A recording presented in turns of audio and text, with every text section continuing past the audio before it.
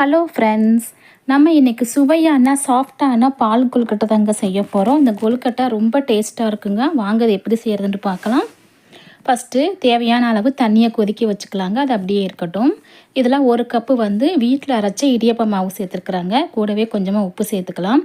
நீங்கள் கடையில் வாங்கின அரிசி மாவை கூட சேர்த்துக்கலாங்க. இது கூடவே நம்ம ஏற்கனவே கொதிக்க வச்ச தண்ணியை அதில் கொஞ்சம் கொஞ்சமாக சேர்த்துட்டு இந்த மாவை நல்லா கிளறிக்கலாங்க. தண்ணி அதிகமாக ஊற்றாதீங்க, கொஞ்சம் கொஞ்சமாக சேர்த்து ஊற்றி பிசைஞ்சால் போதும். மீதி தண்ணி இருந்துச்சுன்னா தனியாக எடுத்து வச்சிடலாங்க. அது கொழுக்கட்டை வேக வைக்கிறது கூட யூஸ் ஆகும், இல்லைன்னா வெள்ளை கரைக்கும் போது கூட யூஸ் ஆகுங்க. இப்போ இது கொஞ்சம் கொஞ்சமாக நல்லா கிளறி விட்டுக்கலாம்.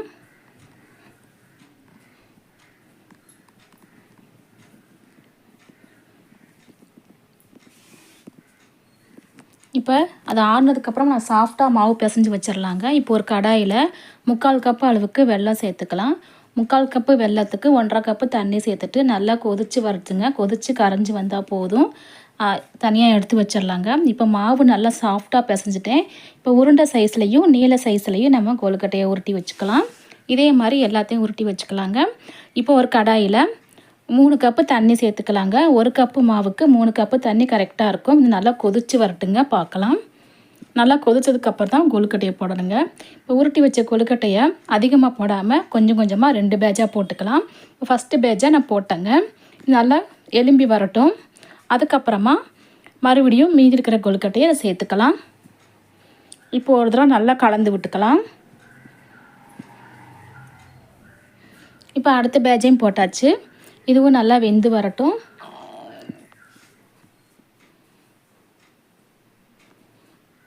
இப்போது கொஞ்சமாக அரிசி மாவில் கொஞ்சம் தண்ணி கலந்து கரைச்சி வச்சுருக்குறாங்க. இதை இதில் சேர்த்துக்கலாம். சேர்த்துட்டு ஒரு தடவை நல்லா கலந்து விட்டுறலாங்க. கொஞ்சம் கெட்டியாயிடும்.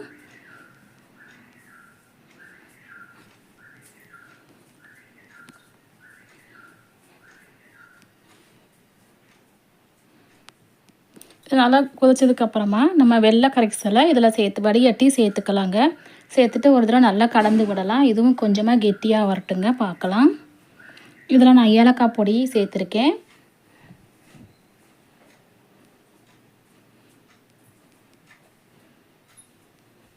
இப்போ நல்லா கெட்டியாக வந்துடுச்சுங்க.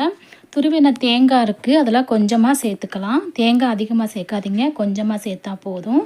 தேங்காய் சேர்த்துட்டு ஒரு 2 நிமிஷம் கழித்து ஸ்டவ்வை ஆஃப் பண்ணிடலாங்க. ரொம்ப நேரம் கொதிக்க வேண்டாம். தேங்காய் துருவலுக்கு பதிலாக நீங்கள் தேங்காய் பால் கூட ஆட் பண்ணிக்கலாம், நல்லாயிருக்கும். குழந்தைங்க ஸ்நாக்ஸ் கேட்டாங்கன்னா இந்த மாதிரி ஹெல்த்தியாக செஞ்சு கொடுங்க, விரும்பி சாப்பிடுவாங்க. வீட்டில் இடியப்ப மாவு அரைச்சி வச்சிட்டோம்னா நம்ம எல்லா ஸ்நாக்ஸும் செஞ்சுக்கலாங்க. இப்போ சூப்பரான சுவையான சாஃப்டான பால் கொழுக்கட்டை ரெடி ஆயிடுச்சுங்க. இந்த வீடியோ பிடிச்சிருந்துச்சின்னா நம்ம சேனலுக்கு லைக் பண்ணுங்கள், கமெண்ட் பண்ணுங்கள், சப்ஸ்கிரைப் பண்ணுங்கள். தேங்க்யூ.